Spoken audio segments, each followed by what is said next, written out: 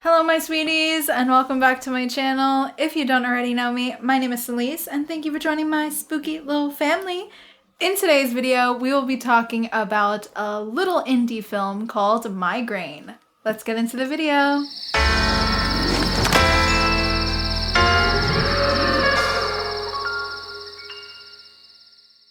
Okay, hello, hi, oh my god. So it's January, baddies. It is officially Giallo January. I hope you all have been doing some much needed jolly watching. I love to hear all about it, love seeing your stories on Instagram. You know that I have to start this month off right by talking about Giallo. Now today we are reviewing a little indie horror film that kind of flew under the radar in 2024, and it actually was just released on YouTube a couple of days ago, literally 3 days ago, and I was sent this film by one of my friends. This film is a pleasant surprise. So for anyone who hasn't heard of Migraine, Migraine is a film that is directed by Jared Campbell, starring Shay Breyer, Isaac Yarborough, Alyssa Gordon, Jillian Symes, Josh Randolph, and Donnie Lester, and it follows an artist who believes that her headaches could be connected to a mysterious disappearance. Now, I thought it would be really fun to talk about this film because it really doesn't seem to be getting much traction, and I believe it did have a semi-small theater release, but I hadn't heard of this film until one of my friends sent it to me, so I am really happy because the film is actually really interesting, and it's not fully a giallo, but it has giallo elements. And to be honest, I think the director said it best in his description on the YouTube page for the film. Campbell wrote, "Migraine traces back to a piece of Elm Street fan fiction I wrote at 13 in 2004. Rediscovering this along with my love for giallo sparked the inception of the film you're about to witness. A homage to the realms of Italian horror and the art of slow-burning personal narratives. This film embodies the essence of 1970s horror in its purest form. Every sound effect, every edit, every piece of questionable choppy music choices, and every frame pays homage to a bygone era. Our aim was to fashion a film that exudes the aura of being lost to the annals of time, only to resurface in the modern age, offering a glimpse into a hauntingly beautiful past." Okay, so this little film is about 52 minutes, and I really loved it. I loved it so much that I had to talk about it here with all of you and be sure to share this with you guys because it really does deserve a lot more traction than it's getting. And for such a small film that was shot essentially, I believe, over a weekend with a bunch of friends in a cabin, is pretty amazing. I believe that the budget was about $3,000 or so. And what they accomplished here with such a small budget and such little time is really cool. I am super excited to see more from this director. On their YouTube channel, it seems like there's a bunch of other short films that I definitely want to dive into. But Migraine is a really small, intimate film. Now, our lead actress, Shay Breyer, I think does such an amazing job. I believe they also co-wrote the film with the director, which I think is really nice as well. And I think it shows actually in the performance that they give. I mean, personally, I felt like their performance really carries the movie. I was completely drawn in with Shay Breyer's performance from the minute it started.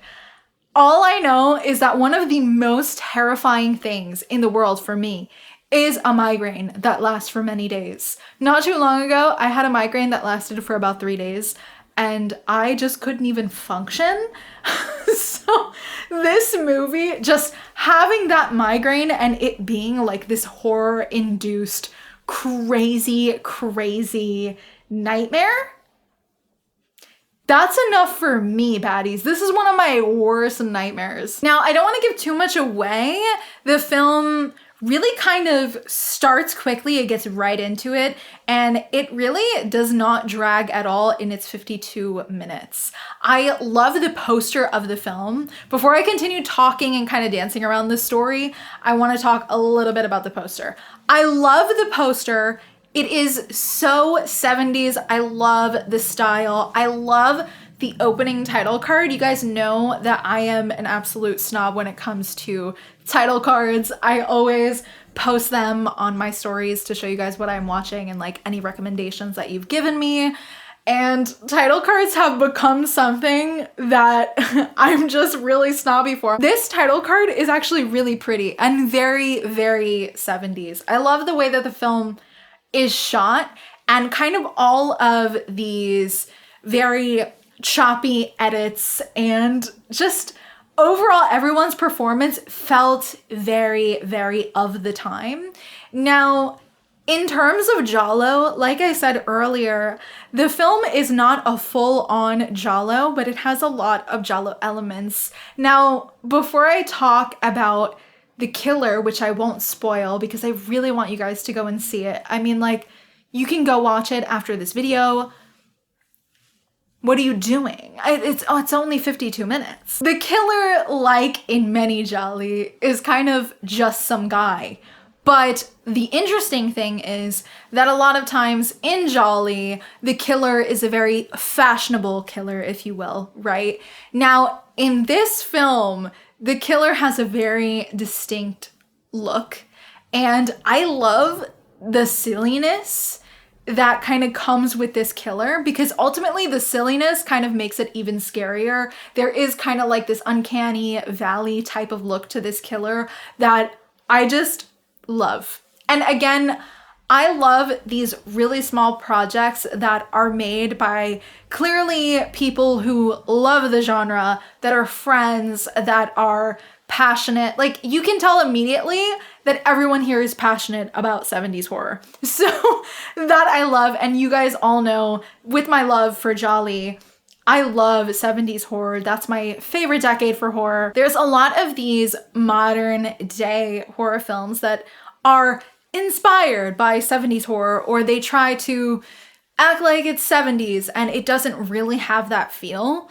Now, I am actually really amazed with what they do in Migraine, because even though it is essentially shot on this one location and we are mostly with our lead actor the whole time, it's a very small set, it feels very 70s. Just the overall look and everything, and even the actress just exudes 70s somehow. Now, another thing that I really enjoyed about this film that also pretty much gave 70s and gave really strong Giallo elements here, the twist, and when we find out who the killer is so Giallo. As someone who has seen many, many Gialli, it kind of nails it with that. There is this weird kind of eerie score going on that I really like as well.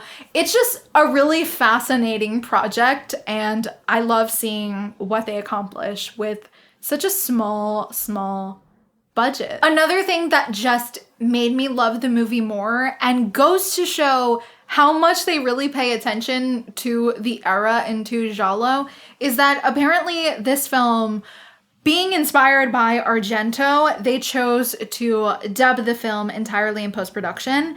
And I feel like everything about that works. It makes so much sense. You can't make like a 70s-ish, Giallo-ish film without really dedicating to that dubbing. Now, I'm a huge fan of the dubbing. You guys know how I feel. When I did my little intro to Gialli introduction video, it was really important for me to, with the killer, have that dubbing in there and make it as ridiculous as possible. So I just love seeing that be represented, because again, there's so many modern films that are like, oh, Giallo inspired, oh, we're gonna go full Giallo, and they never do the dubbing.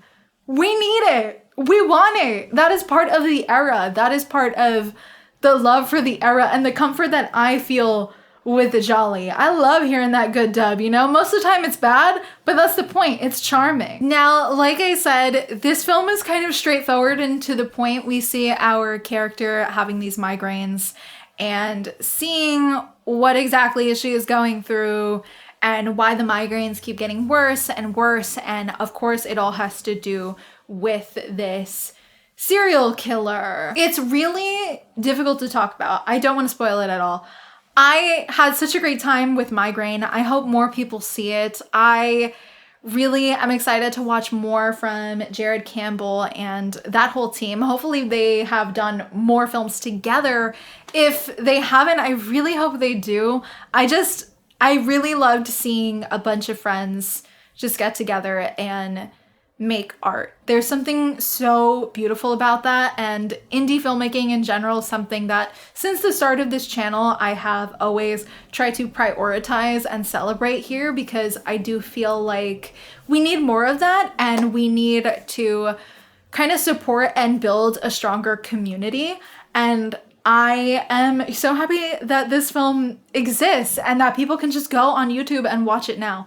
I will link Migraine down in my description box. I hope you all watch it and enjoy. Leave some comments, leave them some love. Again, if you are a huge Giallo fan like me, if you have discovered me because of my Giallo videos, I think it's definitely worth a shot. I mean, it's a weird little experimental indie film. If you love Giallo, if you love weird, I am pretty sure you are going to love it. You'll find something to love about it. I kind of think it'll be the dubbing. And with that being said, I am going to be giving Migraine 4 levs out of 5. I definitely plan on watching it again. I mean, that last act, I just had such a great time. All right, you guys, that is it for today's video. Thank you so much for watching. Don't forget to like and subscribe, as it really helps me a lot. And be sure to click that little notification bell to be up to date every single time I upload. And let me know in the comments if you plan on checking out Migraine. What are your thoughts? If you have any other like indie horror films that you think I haven't seen yet, please let me know down below. I'd love to check it out. Thanks so much for watching, and I will see you guys in the next one. Bye.